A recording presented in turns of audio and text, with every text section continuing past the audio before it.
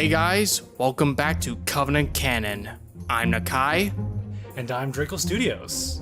Well, it's about God's damned time. Yes, today we got a new Canon Fodder article, and it's revealed something we've been waiting for a long time. New elite armors. I am so excited. Are you excited, Draco?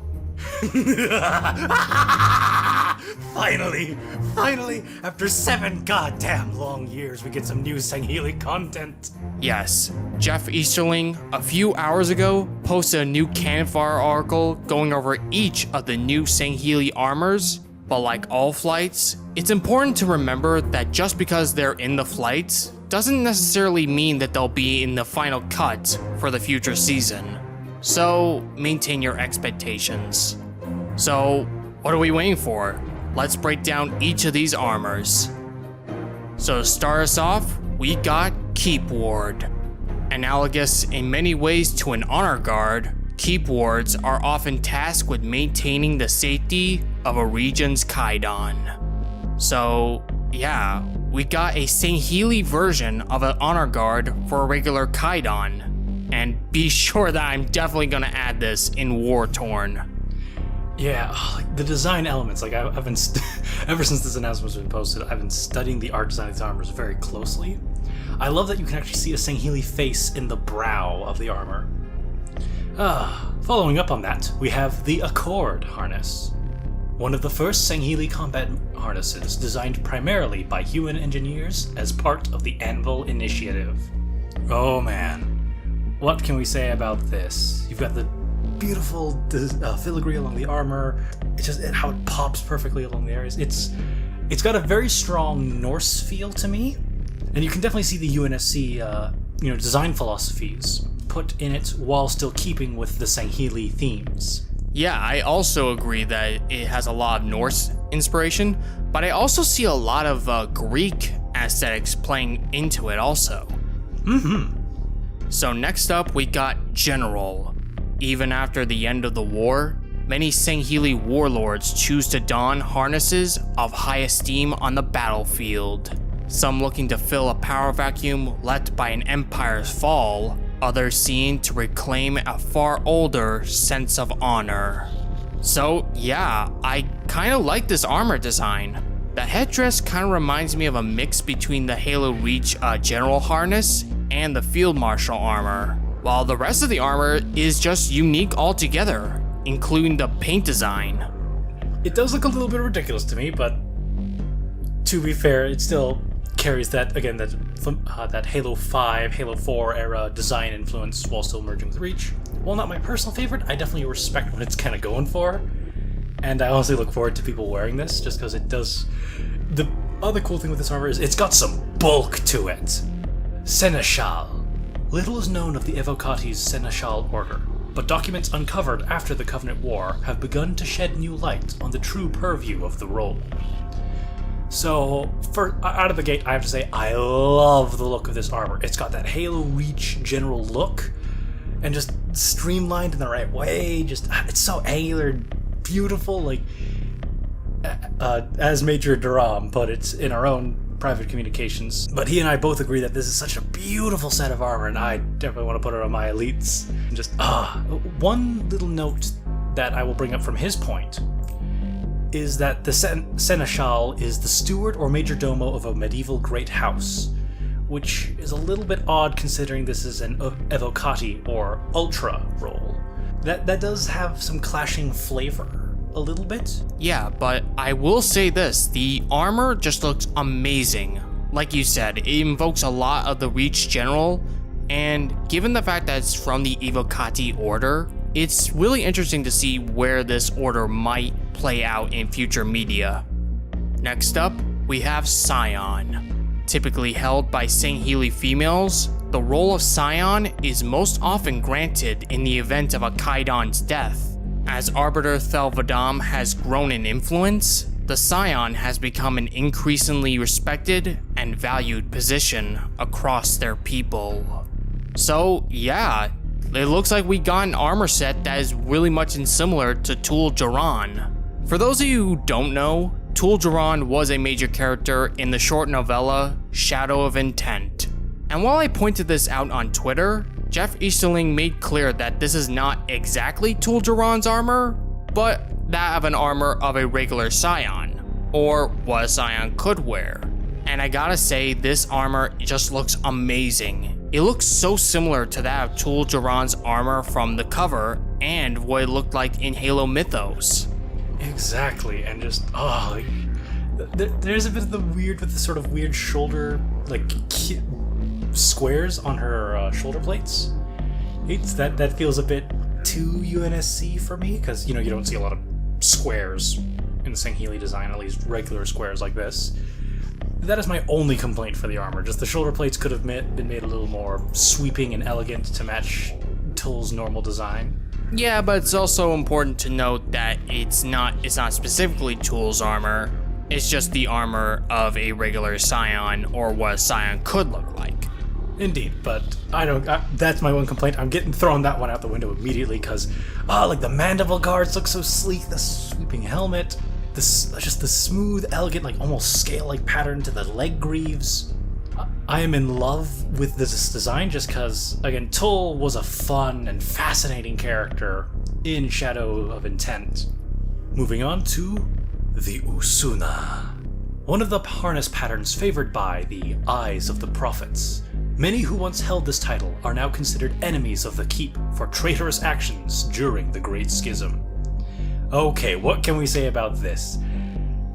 Oh, the beautiful edges and like little spines and spikes. I know many people will be very happy with this design, including myself. Beautiful, almost crown-like decor at the helmet. Just the angular pieces, is the beautiful lights going on, and just like the way the eyes kind of work on the eye holes for the helmet kind of work. Just I can't describe it, but just again, it does have that proper feeling of like, this is going to be someone who wrecks your shit and no one else is gonna know. Not even your own parents are gonna know that you were even alive in the first place. I can't wait to see all the edgelords have fun with this one, and I can't wait to see other people have even more fun with it. And for those of you who don't know, Usuna is basically a spy for the Prophets during the Age of the Covenant. And given what this description tells, it looks like many StHealy hate the Usunas now, considering that they worked with the Prophets, basically. Though, I will say, in Halo 5, there is one audio log that Julim Dama's Covenant had an Usuna with them. So it stands to reason that some Covenant remnants might still employ Usunas, even though that they're generally hated now. Yeah, exactly. And yeah, you put it perfectly. I couldn't have put it any other way. And just to finally see the physical design of the Usuna is breathtaking to me, just because like it is definitely an interesting. Again, like I love a good spy role, especially considering this armor had, from what we understand in the lore, audio recording software. So next up, we have Artisan. While still adept warriors in their own right, StHealy Artisan armorers are accomplished craftsmen who, free from the Sanshayum's oversight and coercion, are entering a renaissance period of warsmithing. Yes! Yes! Yes! You took the words right out of my mouth. It perfectly shows what an Artisan armor would look like in my own headcanon. It just looks amazing. I love the head design, I love the chest, and I love the, just overall, the armor just looks amazing. Where was this armor 15 years ago when I first built Zukamari as a character? Like, where was it? Fully, I can admit I'd see Zukamari wearing this, and I'm so happy with it. The lore is right. I'm so happy. I am so ecstatic. I know I've been saying, I'm happy. Many jubilations are being had right now, and just this. Thank you, Jeff Easterling. Thank you. I want to know the artists who came up with this armor design. I want to personally go up and thank each and every one of them, giving birth to this. And now we move on to the beautiful new energy swords, Evocati's Edge. Only the most adept blade masters were chosen to wield the Ultra's HolyFire. This is nice. This is going to fill a niche that many people are going to love, and I'm so happy that we have more color options for StHealy sword. like this for the ultra rank. This is gonna look very nice. Nice in multiplayer. Okay, next up, we have the Necroplasma, the glow of fury for those who refuse to become pawns of the creeping death.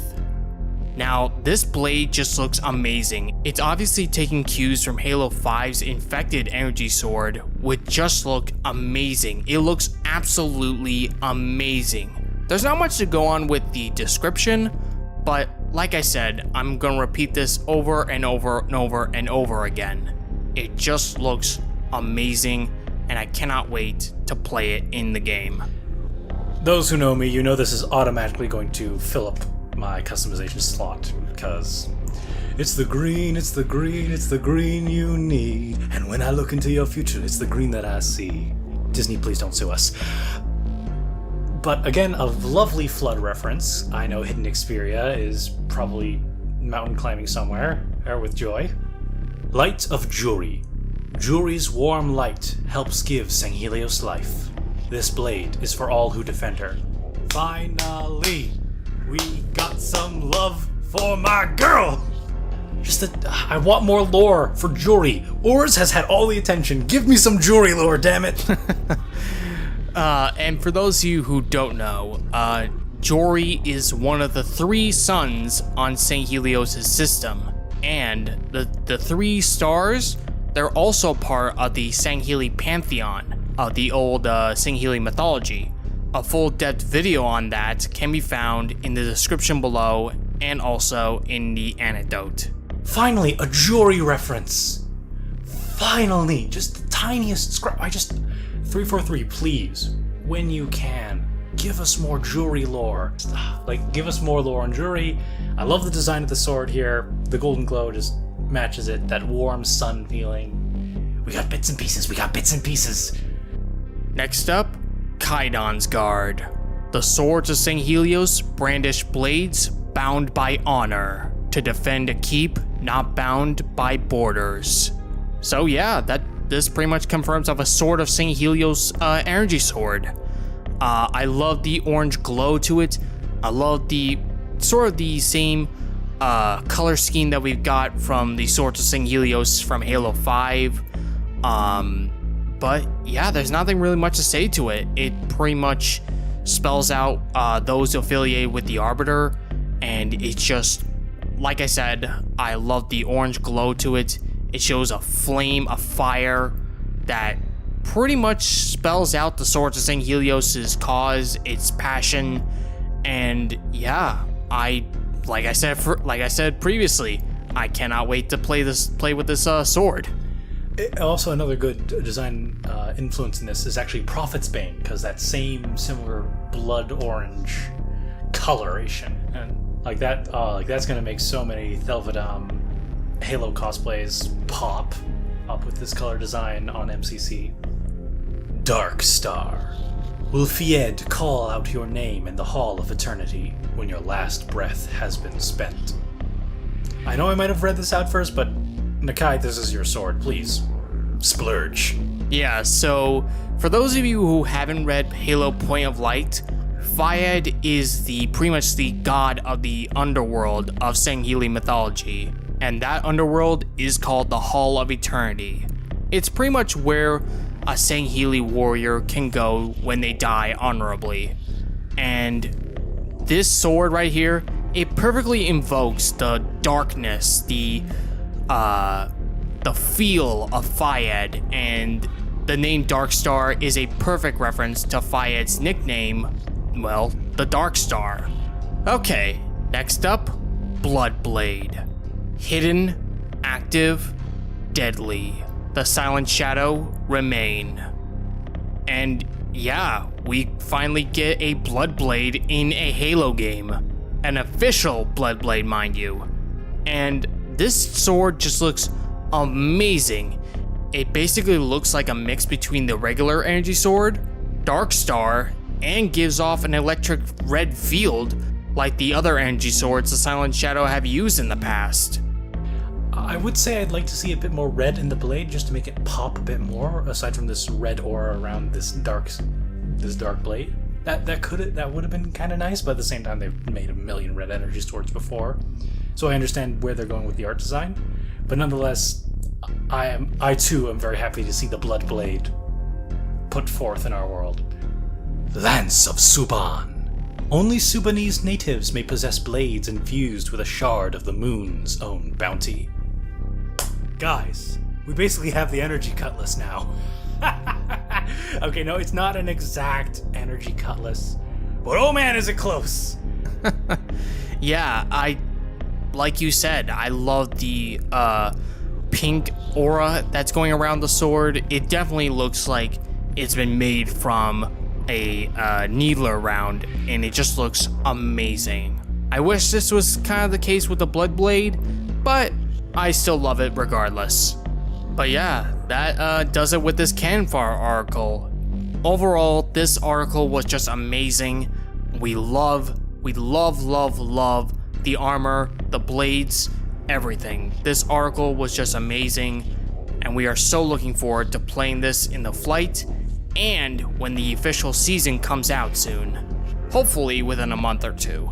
When all this comes out, I am most definitely gonna put on either the Usuna or the Keep Sword armor. They both look amazing, and I, for one, cannot wait to wear them. But what are you guys gonna be wearing and wielding? Let us know in the comments below, and until next time, may the light of Urus and Jori keep you safe. This is Nakai Vodar and Draco Studios, signing off. Love yourselves, people.